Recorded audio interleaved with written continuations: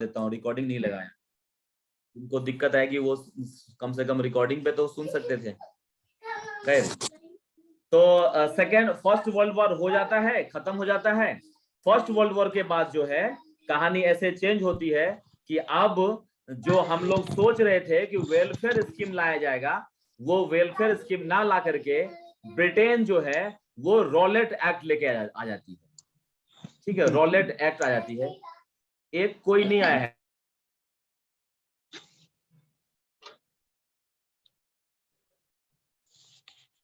अब तो सार गया।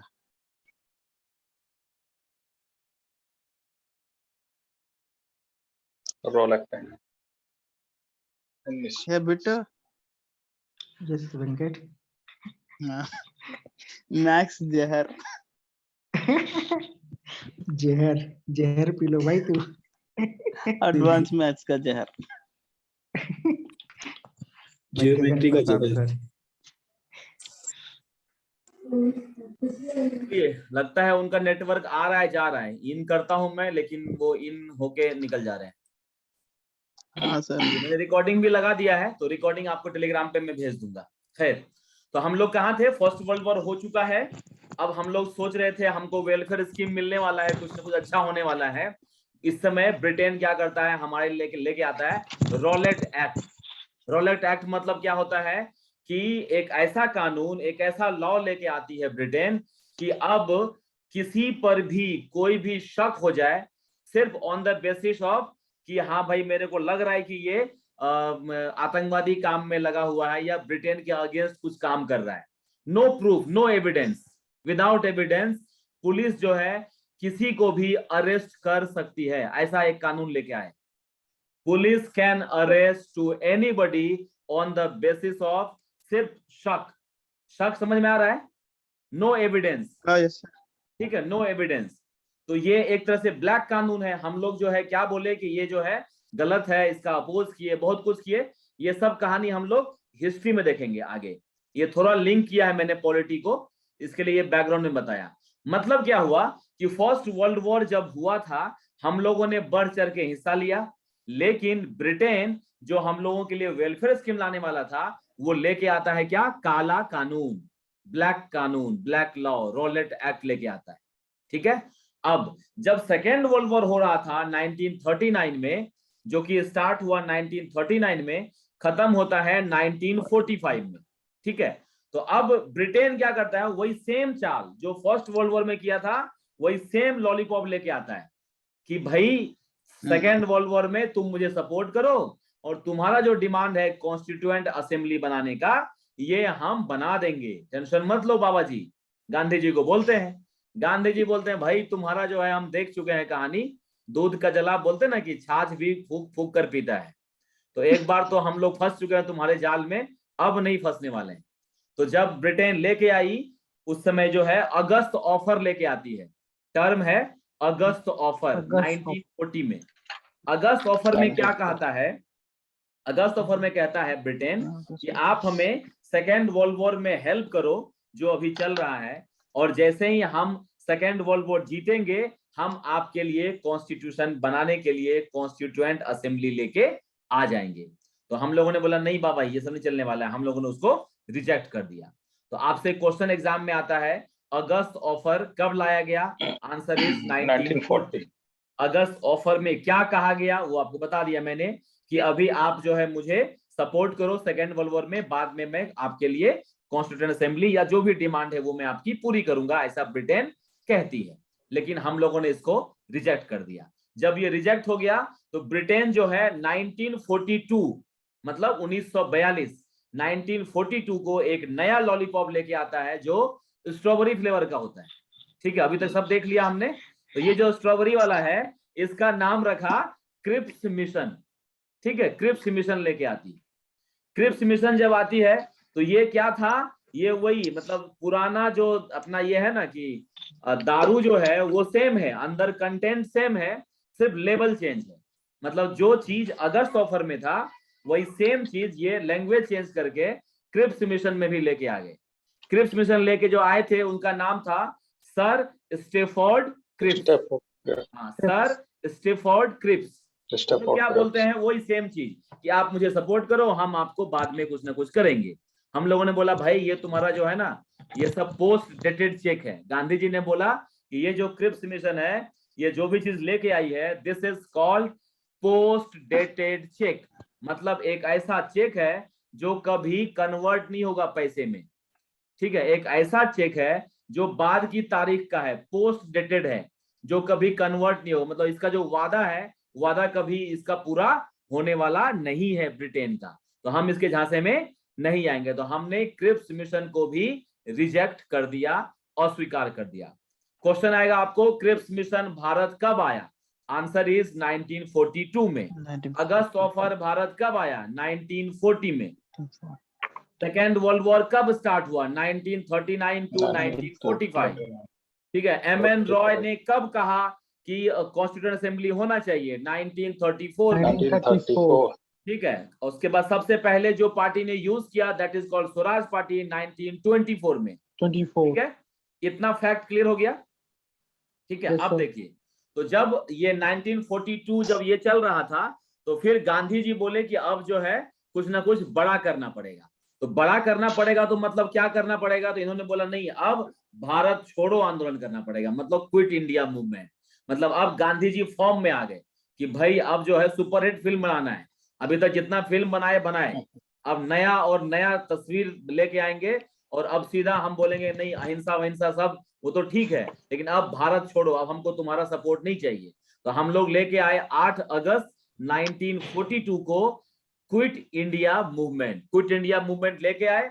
और उसके बाद धीरे धीरे सेकेंड वर्ल्ड वॉर जो है वो धीरे धीरे समाप्त होने के कगार पे पहुंच गया था, क्योंकि जो भी लड़ रहे थे उनके पास ना मैन पावर बची थी और ना पैसा बचा था, मतलब ना रुपया पैसा बच रहा है, सब खर्चा हो रहा है, और ना मैन पावर बच रहा है। तो ब्रिटेन के साथ भी यही हुआ, उसका जितना संपत्ति था जितना प्रॉपर्टी था वो सब वर्ल्ड वॉर में खत्म हो रहा था।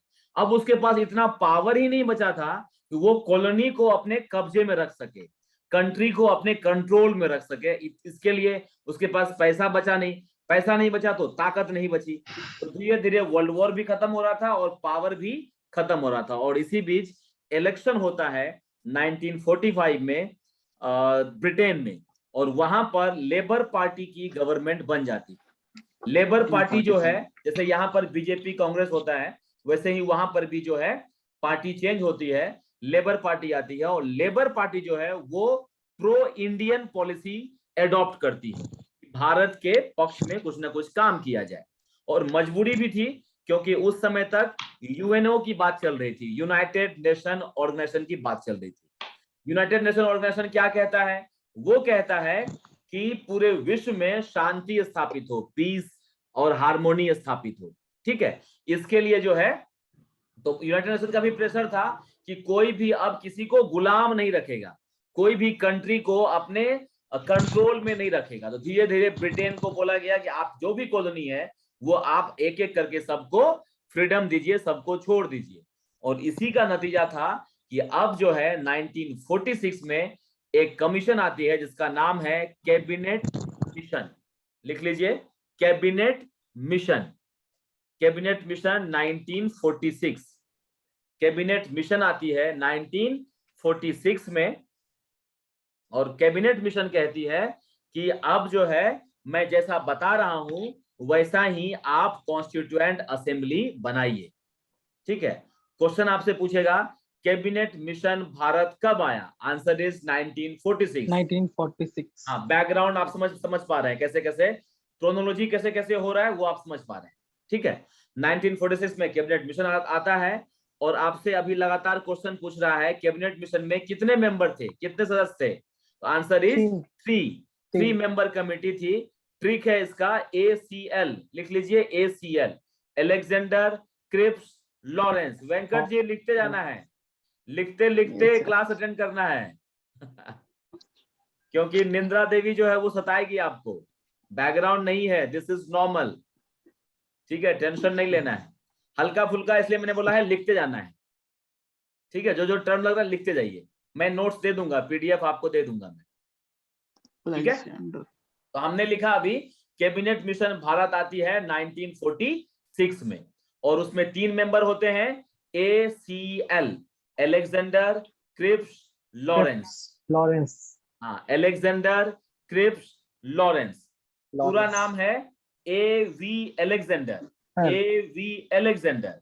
क्रिप्स तो वही है सर स्टेफोर्ड क्रिप्स, हाँ, जो पहले भी आया था, सर स्टेफोर्ड क्रिप्स। और तीसरा है लॉर्ड पैथिक हाँ लॉरेंस, लॉर्ड पैथिक लॉरेंस। ये 3 लोग आते हैं। ये तीनों क्या कहते हैं कि एक ऐसा कॉन्स्टिट्यूएंट असेंबली बनेगा जिसमें 389 लोग रहेंगे। कितने लोग रहेंगे?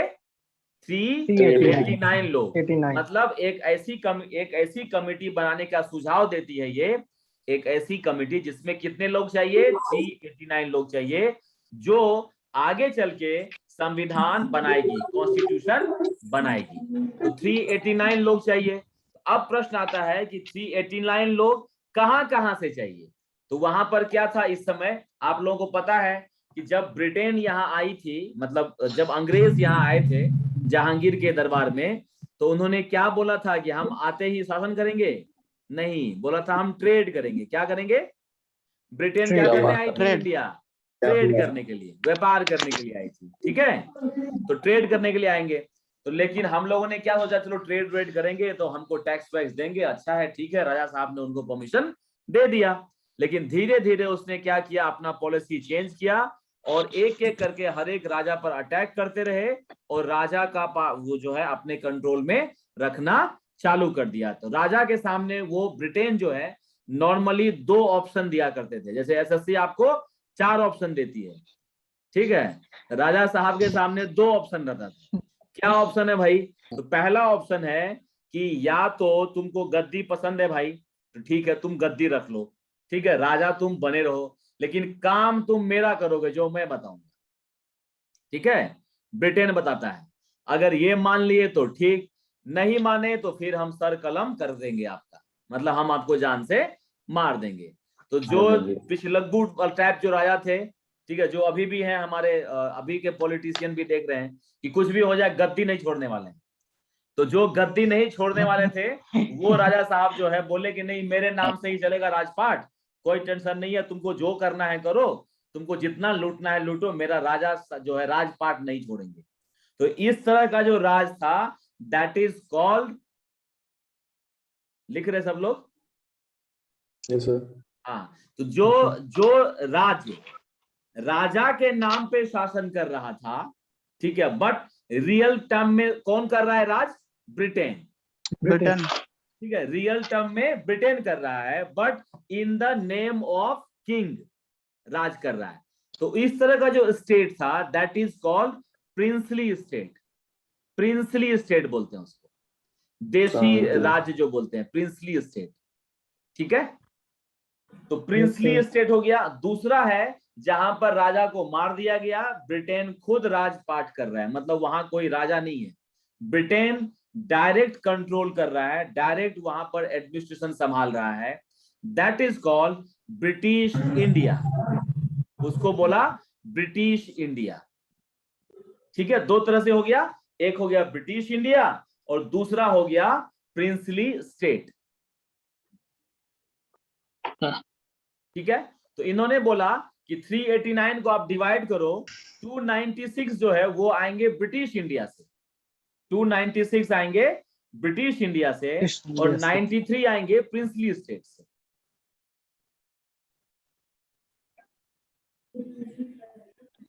ठीक है, क्लियर हुआ यहां तक? हाँ, अब आप लोग बताइए, जो राजा होंगे उसको बोला गया कि ऐसा है राजा साहब कि आप जो है अपना आदमी को भेजिए, संविधान बनाया जा रहा है। तो राजा साहब भेजेंगे अपना आदमी को संविधान बनाने के लिए? उनकी गद्दी चली जाएगी आगे चल के? नहीं भेजेंगे। नहीं भेजेंगे। तो वो क्या सोचेंगे, नहीं संविधान तुमको जो करना है करो, हमको संविधान से मतलब नहीं है, हम अपना जैसे चल रहा है हमारा वैसे ही चल रहा है, वैसा चलेगा। हाँ, तो उन लोगों ने क्या किया, जो प्रिंसली स्टेट थे उन्होंने एक भी रिप्रेजेंटेटिव को नॉमिनेट नहीं किया। ठीक है, किसी को नहीं भेजा, तो बच गया 296 फ्रॉम ब्रिटिश इंडिया। तो आपसे क्वेश्चन पूछेगा कि कॉन्स्टिट्यूएंट असेंबली जो बनकर तैयार हुई उसमें कितने लोग थे, तो अप्रोक्सीमेटली 300 लिख लीजिए। किसी किसी बुक में 296 है, किसी किसी बुक में 298 है, कहीं कहीं 300 है। तो 300 के आसपास का जो ऑप्शन होगा वो आपको मारना है, 300। ठीक है, यहां तक क्लियर है सबको? Yes, sir. मतलब अभी तक कॉन्स्टिट्यूएंट असेंबली नहीं बनी है, समझ में आ रहा है ना? 1924 से कहानी स्टार्ट हुई है आज, और हम पहुंच गए हैं 46 पे, 1946 पे। क्रोनोलॉजी के साथ समझिएगा एक एक करके, ठीक है? अभी कॉन्स्टिट्यूएंट असेंबली अभी बनकर तैयार हो रही है, जिसमें लगभग कितने लोग? 300. 300 लोग मिलकर कॉन्स्टिट्यूएंट असेंबली बनकर तैयार हो जाती है। ठीक है, तो आपसे पूछेगा एक क्वेश्चन कि जो कैबिनेट मिशन ब्रिटेन से आई थी, उन्होंने कॉन्स्टिट्यूएंट असेंबली के बारे में जो बताया कंपोजिशन, वो किस प्रकार का था? तो उसमें याद रखिएगा, जो प्रिंसली स्टेट है उनको बताया गया था कि आप नॉमिनेट करेंगे, हाँ नॉमिनेट करेंगे, ठीक है? बट ब्रिटिश इंडिया में इलेक्शन होगा। ठीक है वेंकट जी, Yes, sir. समझ में आ रहा है? नॉमिनेट करने Yes, का sir. मतलब क्या होता है कि राजा साहब जिस पर खुश हुए उनको उठा के बोलेंगे जा तू, इलेक्शन वेलेक्शन नहीं होगा। That is called nomination, nominate कर देना। जैसे हमारे अभी के पॉलिटिशियन, अभी जो है आप जो देख रहे हैं, गवर्नर जो है वो 12 लोगों को, गवर्नर जो है वो, समझ में आ रहा है? नॉमिनेट समझ में आ रहा है सबको? नॉमिनेट किसी को नहीं समझ में आ रहा है? Yes, Yes, sir. sir. Nominate. हाँ sir, yes sir, yes sir, समझ में आ चलिए रहा मैं है सर। उसमें फिर नहीं पढ़ता हूँ। नॉमिनेट करना, और वहां से आ गया जो कि इलेक्टेड। तो आंसर क्या होगा? Nominate as well as elected. याद रखिए, ये क्वेश्चन आया हुआ है एसएससी में। Nominate as well as elected. जो कॉन्स्टिट्यूएंट असेंबली है, वो जो सुझाव दिया था, एडवाइस दिया था, वो किस प्रकार का था? That is nominated as well as elected.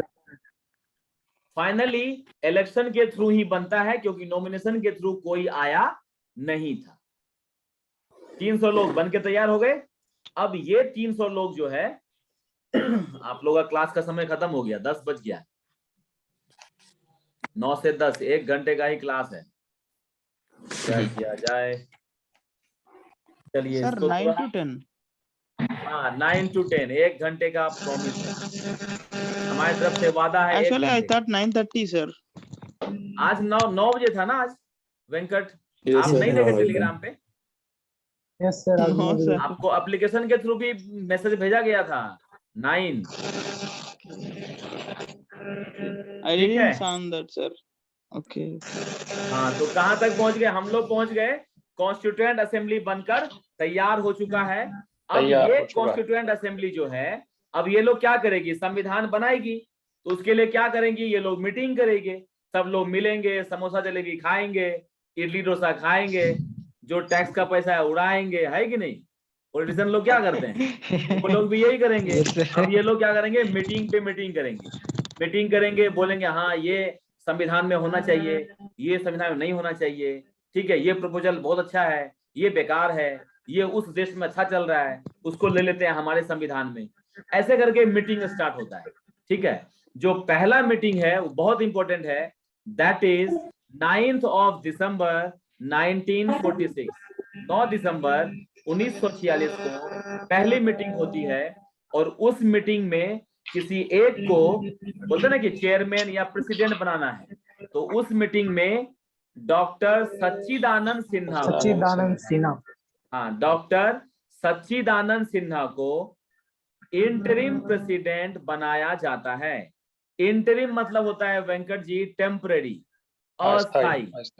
अस्थाई अध्यक्ष चुन लिया जाता है, चेयरमैन प्रेसिडेंट चुन लिया जाता है। ठीक है, 9 दिसंबर को ये होता है। ठीक है, उसके बाद डे आफ्टर टुमारो, अगर आज है 9 दिसंबर तो डे आफ्टर टुमारो कौन सा डेट रहेगा? 11। 11। तो 11 दिसंबर को दोबारा मिलते हैं सब लोग, और उस दिन जो है डॉक्टर सच्चिदानंद सिन्हा को बोलते हैं कि आपका काम हो गया खत्म, अब मेन हीरो आएंगे जिनका नाम है डॉक्टर राजेंद्र प्रसाद। डॉक्टर राजेंद्र प्रसाद को परमानेंट प्रेसिडेंट चुन लिया जाता है ऑन 11th of December 1946। 46 ठीक है, again day Yes, after sir. Tomorrow कौन सा डेट आएगा? 11 13 13 दिसंबर को 13th of December 1946 को ऑब्जेक्टिव रिजोल्यूशन, वर्ड है लिखिए, ऑब्जेक्टिव रिजोल्यूशन, हिंदी में बोलते हैं उद्देश्य प्रस्ताव, ऑब्जेक्टिव रिजोल्यूशन। ठीक है, ये लेके आते हैं जवाहरलाल नेहरू। हाँ, जवाहरलाल नेहरू ऑब्जेक्टिव रिजोल्यूशन लेकर आते हैं, और तब तक उन्होंने पूरा जो है चिट्ठी तैयार कर लेते हैं ऑब्जेक्टिव रिजोल्यूशन की, संविधान में ये होना चाहिए, ये नहीं होना चाहिए, कॉपी पेस्ट होके तैयार है, माल तैयार था तब तक उनका। ठीक है, तो आ गया, बोला चलो ठीक है इसको पेश कर दिया जाए, तो उसको कॉन्स्टिट्यूएंट असेंबली में पेश कर देते हैं कि ये देखो मैंने तैयार कर लिया संविधान, तो लगभग संविधान तैयार है, तुम लोग देख लो, ठीक लगता है तो पास करो, नहीं तो कुछ ना कुछ अमेंडमेंट करना है तो कर लो। तो ऑब्जेक्टिव रिजोल्यूशन पेश किया जाता है 13th of December 1946 by Jawaharlal Nehru, और इसी ऑब्जेक्टिव रिजोल्यूशन का लगभग सभी क्लॉज, जितना भी क्लॉज था, थोड़ा बहुत चेंजेस करके सबको कॉन्स्टिट्यूएंट असेंबली ने एक्सेप्ट कर लिया। ठीक है, मतलब मैक्सिमम प्रोविजन हमने ऑब्जेक्टिव रिजोल्यूशन से ले लिया। जैसे उसमें बताया गया था कि एक प्रियम्बल होना चाहिए, जो आप लोग पढ़े होंगे बचपन में, we the people of India, हम भारत के लोग, भारत को, समथिंग लाइक दैट, इतना ही याद रहता है सबको। ठीक है Yes, sir. लेकिन Yes, sir. आप लोग जो Book है में देते हैं। एक बार, हाँ एक बार इसको पूरा पढ़िएगा, क्योंकि इसमें एक डेट है जिस डेट पे मुझे यूपीएससी का प्रीलिम्स में 2 बार वो क्वेश्चन पूछा था। ठीक है, एसएससी 26 में भी नवंबर पूछा है। 1949। या पूरा रट लिया है वेंकट जी, वेरी गुड। तो वो जो डेट है, वो डेट क्या है? 26 नवंबर 1949। वो डेट ऐसा डेट है जिस डेट को संविधान हमारा बनकर तैयार हो गया। ठीक है, हाँ, enactment of Indian constitution on 26 नवंबर 1949। ठीक है, तो यहां पर वर्ड यूज करना है इनेक्टमेंट, या बनकर तैयार होना, इनेक्टमेंट या बनकर तैयार होना। एक दूसरा वर्ड है implement of Indian constitution, implement of Indian constitution, that is Venkat ji कौन सा डेट है? 26 जनवरी 1950। 26 जनवरी 1950 लिख लीजिए जिनको नहीं पता है। ठीक है, अब कोई मुझे बताइए, आप लोग अभी 5 लोग हैं, कौन बता सकता है कि जब संविधान बनकर तैयार हो गया था 26 नवंबर 1949, ठीक है, बनकर तैयार हो गया था, तो फिर ये 2 महीने का इंतजार क्यों? इंप्लीमेंट करने के लिए 1950 26 जनवरी तक का इंतजार क्यों? तो वो लाहौर जवाहरलाल नेहरू ने लाहौर में ने उसमें पूर्ण स्वराज मांगा था जवाहरलाल नेहरू ने। हाँ, वो very good. 26 जैन को मांगा था। हाँ, पूर्ण स्वराज मांगा था 1929 को लाहौर सेशन 1929 लाहौर अधिवेशन। लाहौर में। हाँ ठीक है, तो लाहौर अधिवेशन होता है। वेंकट जी इसको समझिएगा, क्या हुआ था कि जब हमारा कांग्रेस बनकर तैयार हुआ था ना, पप्पू यादव बोलता हूँ, क्या नाम है, राहुल गांधी वाला पप्पू यादव सर, राहुल गांधी वाला जो पप्पू यादव, इतना मीडिया ने पप्पू पप्पू बोल दिया है कि पप्पू ही मुंह में आता है। राहुल गांधी वाला जो कांग्रेस है, वो कांग्रेस 1885 को बनकर तैयार हुआ था। ठीक है, तो जब उस समय बनकर तैयार हुआ था, उस समय से लेके 1929 तक ये जो इंडियन नेशनल कांग्रेस है, ये कभी भी ऐसा अनाउंसमेंट नहीं किया था कि हमको फुल इंडिपेंडेंस चाहिए, पूर्ण स्वराज चाहिए, कंप्लीट इंडिपेंडेंस चाहिए, ऐसा अनाउंसमेंट कभी नहीं किया था। उनका क्या था कि भाई ब्रिटेन तुम ही शासन करो हमारे ऊपर, लेकिन अच्छे से शासन करना। जहां पर तुम 5 थप्पड़ मारते हो वहां 2 थप्पड़ से काम चलाना। कांग्रेस का यही था कि भाई तुम जो है ना अच्छे से मतलब लोक कल्याणकारी राज बनाओ, शासन करने लायक हम लोग नहीं है। मतलब इतना ज्यादा हम लोगों को दबाया गया था, सोचो ना 200 इयर्स बहुत समय होता है, 200 सालों तक हम लोग गुलाम थे।